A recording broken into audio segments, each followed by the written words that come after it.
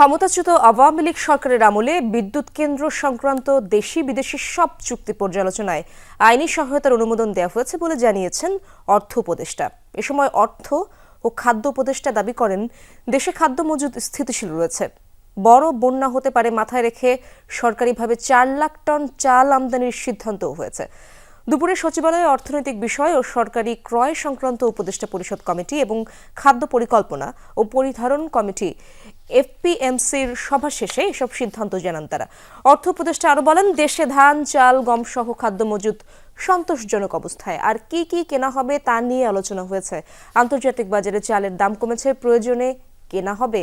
খাদ্য উপদেষ্টা জানান, 15 টাকা কেজি দরে 55 লাখ পরিবারকে 6 মাস চাল দেওয়া হবে। মাসে তারা 30 কেজি চাল পাবেন। নিম্নবিত্ত পরিবারের মাঝে আগস্ট থেকে নভেম্বর এবং ফেব্রুয়ারি ও মার্চে চাল বিতরণ কর্মসূচি অব্যাহত থাকবে।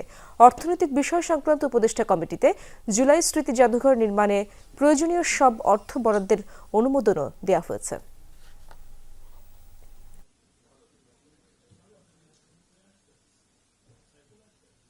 ইন্ডিপেন্ডেন্ট পাওয়ার প্ল্যান্টের কতগুলো চুক্তি হয়েছিল।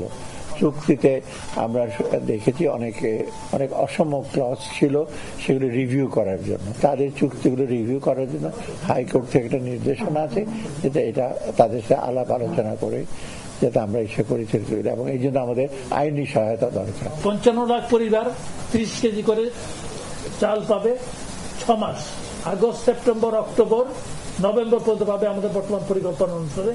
এরপর ডিসেম্বর, জানুয়ারি পাবে না, আবার ফেব্রুয়ারি, মার্চ পাবে।